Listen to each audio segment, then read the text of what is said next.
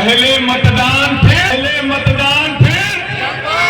इसका मतलब यह है कि यह संकल्प लेना होगा कि 20 तारीख। एक सामान्य प्रक्रिया है कि लोग नेता को आमंत्रित करते हैं तो बोलने आता है। बात सही है कि नहीं? जब मैं मेरे बहनों के और मेरे बीच में जब मैं देखा नेता लोग हटने को तैयार नहीं है तो मैं स्वयं सीधे आ गया। तो जो मेरी यहाँ माताएं और बहनें हैं, ये मंच वाले तो मुझको आमंत्रित किए नहीं, मुझको तो बुलाने के लिए बोले नहीं। दोनों हाथ से ताली बजा के इनको एहसास करा दीजिए कि मैं सही हूं। ये घरवा इनको भी अपनी गलती का एहसास है, इसलिए जो है साथ में ताली बजाए। बदलावन के पूर्व में आयोजित 2024 के चुनावी नुक्कड़ सभा के आयोजक प्रयोजक अल्पसंख्यक मोर्चे के क्षेत्रीय उपाध्यक्ष मेरे छोटे भाई अर्श मोहम्मद,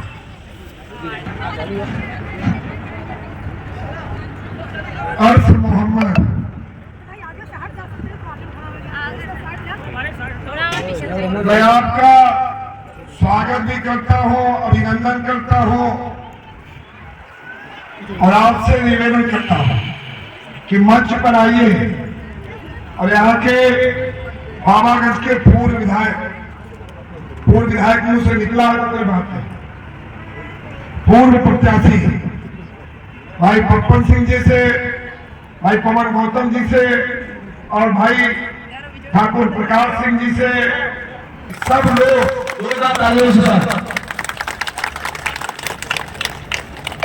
अब मैं बहन रेणु से भी कहूंगा, आप भी आगे आओ और आपके स्वागत के लिए मैं आमंत्रित करता हूं अपने जिले के सबसे वरिष्ठ नेता अपनी बहन सरोज त्रिपाठी जी को।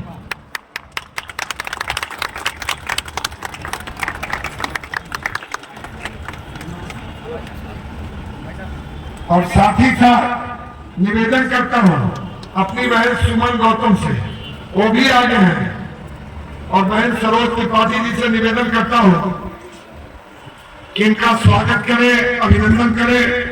और साथ ही साथ स्वागत निवेदन करता हूं बहन सरिता यादव से, आप भी आइए और निवेदन करूंगा बहन सरोज त्रिपाठी से, इनका स्वागत करें।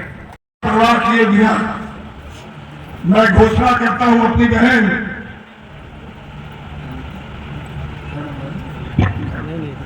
नेहा को, क्या घोषणा करता हूं कि 4 जून के बाद आना हो फर्स्ट क्लास की बैटरी वाली मोटरसाइकिल। जिंदाबाद जिंदाबाद जिंदाबाद जिंदाबाद जिंदाबाद जिंदाबाद जिंदाबाद। तो मैं कह रहा था कि हम सनातनियों की बड़ी गौरवशाली परंपरा रही है कि साल में एक बार बहन हमारे हाथ पे रक्षा सूत्र बांधती है, तो बदले में उसको हम उसकी सुरक्षा का, उसके सम्मान का, उसके विकास का उसको आश्वासन देते हैं। और आश्वासन ही नहीं देते, अगर आवश्यकता पड़ी है तो अपने बहनों की आन बान और शान के लिए अपना सर्वस्व। भाई ठाकुर प्रकाश सिंह जी का, भाई राजन मिश्रा जी का, पूजा सिंह जी का, और पवन गौतम जी का, उदय शंकर पांडे जी का, डिम्पू जायसवाल जी का, सिद्धार्थ श्रीवास्तव जी का,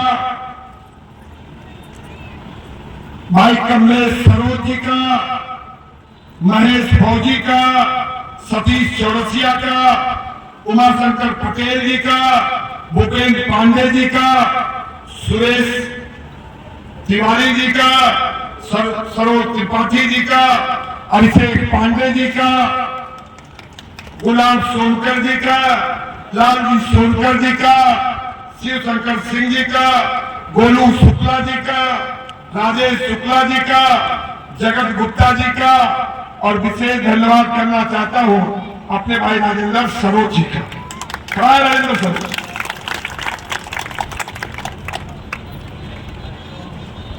मैं चाहता हूं कि मंच में भाई प्रकाश सिंह का स्वागत करें। धन्यवाद करना चाहता हूं राजेंद्र पटेल जी का, धन्यवाद करना चाहता हूं धर्मेंद्र जी का, विजय प्रजापति जी का, संजीव श्रीवास्तव जी का, भाई राघवेंद्र जी का, सौरभ जी का, प्रभारी अपने रविंदर जी का, और विस्तारक सौरभ जी का। मेरी इच्छा तो थी कि जो इतना बड़ा, इतना सुंदर, सुसज्जित, दिव्य और भव्य कार्यक्रम आपने आयोजित किया है, एक एक कार्यकर्ता का मैं अपने हाथों से मैं उनका स्वागत भी करना चाहता हूं, उनका अभिनंदन भी करना चाहता हूं, उनका आभार भी व्यक्त करना चाहता हूं। लेकिन दो चीजें आड़े आती हैं। एक आड़े आती है निर्वाचन आयोग की, और दूसरी अड़चन आती है समय की मर्यादा की। लेकिन इसके बावजूद मैं आज इस सम्मानित मंच से ये कह के जा रहा हूं, जो भी यहाँ के संयोजक हैं, चाहे भाई अर्श मोहम्मद हो, चाहे भाई राजेंद्र सरोज हो, चाहे अपने इस कार्यक्रम को सफल बनाने के लिए भाई सुमन गौतम हो, या जितने लोग हो, मेरा निमंत्रण आज से आप नोट कर लीजिए। 4 जून को जीतने के बाद जब स्वागत शुरू होगा तो कुंडा विधानसभा में सबसे पहले आप बहनों से आशीर्वाद लेने इसी स्थान पर जिंदाबाद जिंदाबाद जिंदाबाद जिंदाबाद जिंदाबाद। बहने आज मैं कुछ मांगने नहीं आया हूं, थोड़ा साइड में थोड़ा पीछे करने आया हूं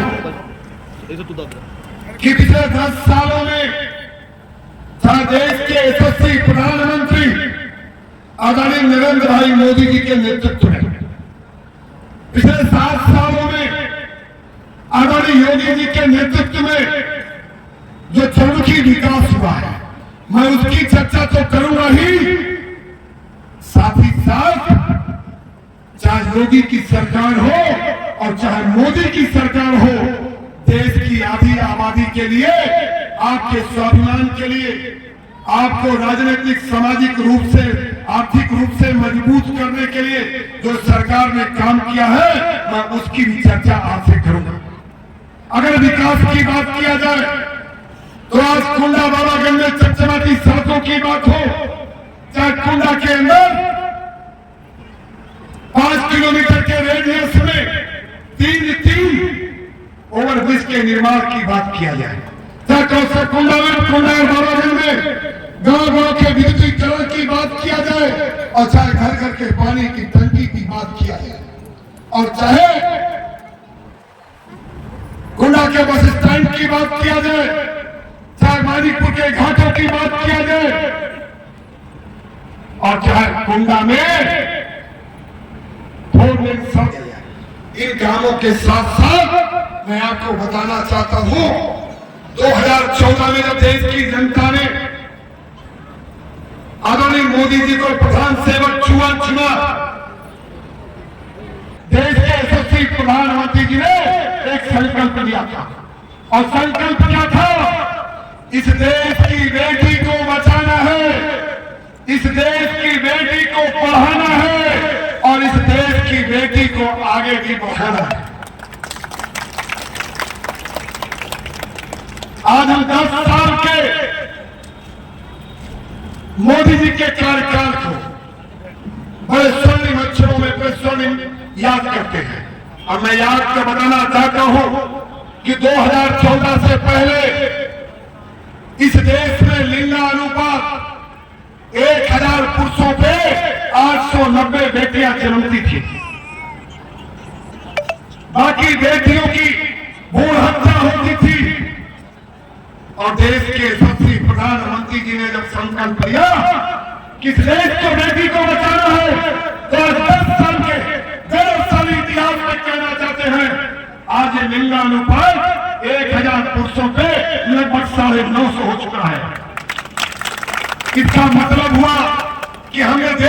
बेटियों को बचाने का जो संकल्प लिया था उसकी शुरुआत हो चुकी है।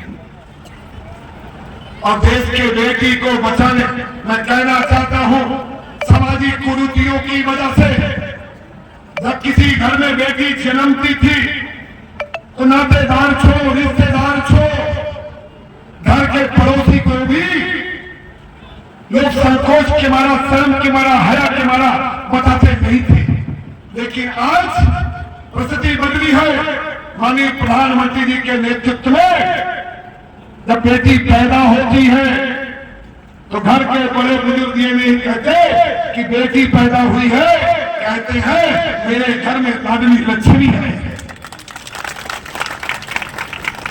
और बात यही नहीं रुकती, केवल बेटी पैदा हो गई, लाडली लक्ष्मी का नाम दे दिया और हमने इस बात को पूर्ण कर दिया, ऐसा नहीं।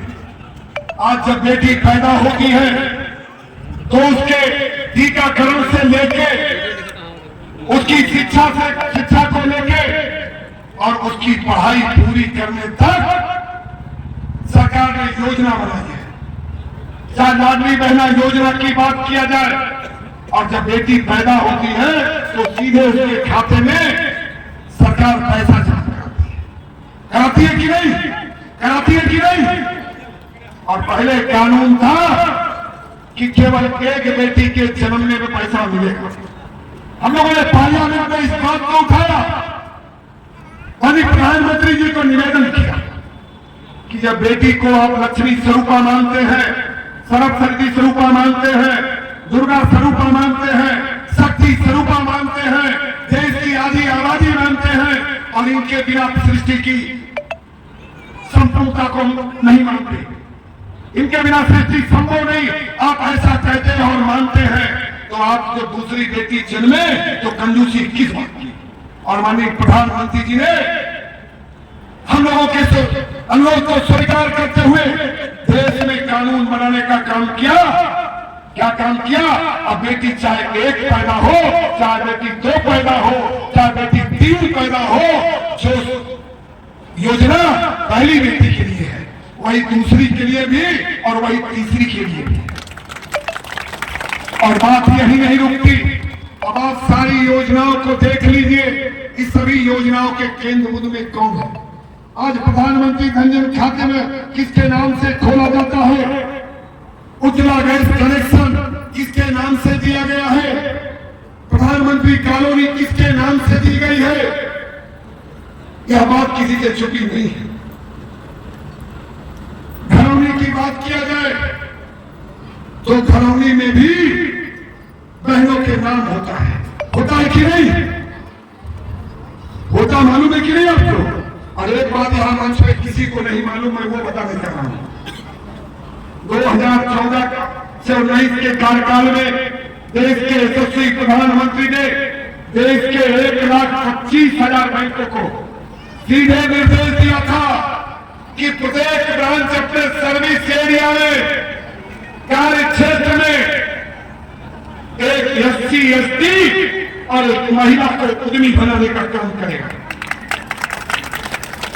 और जब ये कानून बना तो मैं आपको जो बताने जा रहा हूं, उसके बाद से चाहे जो गैस एजेंसी हो, पेट्रोल पंप हो, उसका अंतर अगर किसी पुरुष के नाम भी है, उसकी शादी नहीं हुई है, जिस दिन शादी करेगा कानून लिख दिया गया, बेटी जब ब्याह के आएगी उस दिन से वो उसकी 50% की मालकिन होगी। ये बात शायद किसी को पता नहीं है, जरा देख लीजिए। अब जब मैं कहता हूं देश के यशस्वी प्रधानमंत्री जी के नेतृत्व में हम आपका सामाजिक सशक्तिकरण करना चाहते हैं, हम आपका शैक्षिक सशक्तिकरण करना चाहते हैं, हम आपका आर्थिक सशक्तिकरण करना चाहते हैं, हम आपका राजनीतिक सशक्तिकरण करना चाहते हैं, तो ये हमारे लिए 11 करोड़ से ज्यादा शौचालय दिया, 4 करोड़ से ज्यादा प्रधानमंत्री आवास दिया, 11 करोड़ से ज्यादा हमने किसान सम्मान निधि दिया, 60 करोड़ से ज्यादा लोगों को 5 लाख तक का निःशुल्क आयुष्मान कार्ड दिया। लेकिन किसी भी योजना में हमें जाति के नाम पे धर्म के नाम पे, क्षेत्र के नाम पे हमने भेदभाव नहीं किया है। हमने तो दिया है जो बात है। और मैं अपनी अंतिम बात कहते हुए बात पूरी करता हूं। यह चुनाव देश का पहला ऐसा चुनाव है जिस चुनाव में चुनाव वादों पे नहीं लड़ा जा रहा है, गारंटी पे लड़ा जा रहा है। आजाद भारत में 75 साल जितने भी चुनाव लड़े गए, या तो वादा किया गया या संकल्प लिया गया। यह मोदी जी के नेतृत्व में पहला चुनाव है जिसमें हमने गारंटी ली है। और गारंटी किस बात की और किसकी? गारंटी है मोदी की। मोदी के गारंटी पे भरोसा है ना? भरोसा है कि नहीं है? जिसको जिसको भरोसा है दोनों हाथ खड़ा करें। मैं जो बोलूंगा अगर मेरी बात सही हो, लोकसभा में 94,728 गरीबों को कॉलोनी देने का काम किया। जिनको कॉलोनी मिल गई उनको बधाई है, अभिनंदन है। और जिनको नहीं मिली कि 2,11,000 बहनों को हमें, जिन बहनों को मिल गया उनका स्वागत है, अभिनंदन है, वंदन है। और जिनको नहीं मिला उनको 4 जून के बाद मिलने की गारंटी है। हमें 3 लाख किसानों को किसान सम्मान निधि दिया है। जिन किसान भाइयों को मिल गया उनका स्वागत है, अभिनंदन है और वंदन है। और जिस किसान भाई को नहीं मिला 4 जून के बाद उसको मिलने की गारंटी है। 6 लाख से ज्यादा, 6 लाख से ज्यादा गरीबों का आयुष्मान कार्ड हमने बनाने का काम किया है। जिनका आयुष्मान कार्ड बन गया उनका स्वागत है, अभिनंदन है, वंदन है। और जिनका नहीं बना उनको चिंता करने की जरूरत नहीं है। 4 जून के बाद उनको मिलने की गारंटी है। गारंटी है भाई, गारंटी है, गारंटी गारंटी है, मोदी जी की गारंटी है। गारंटी है भाई, गारंटी है, मोदी जी की गारंटी है। गारंटी है ना? तो जिसको गारंटी पे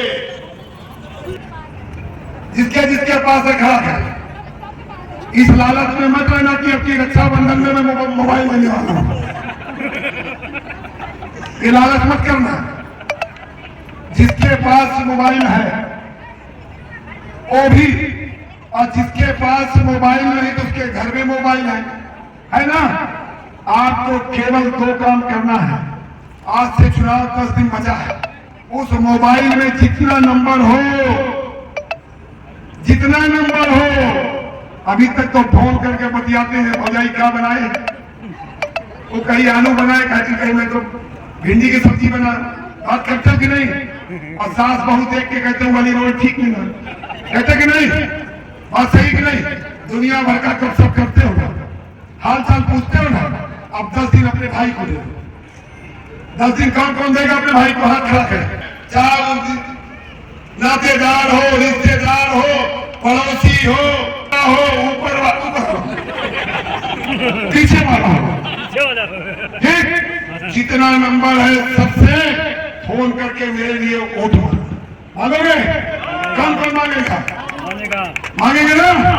इनके भरोसा मत की तो मांगेंगे कि नहीं मांगेंगे? दूसरा काम, 20 मई पहले मतदान, और घर में चाल आपके दीदी कही थी तो आपके बनाई हमारे बहनोई लगी ना। अब चाहे हमारे बहनोई लगे, चाहे हमारे और को रिश्तेदार लगे, चुनाव के दिन पानी तो दे दिया, पानी नहीं चाहिए, गर्मी ठीक, लेकिन चाय तब तक नहीं जब तक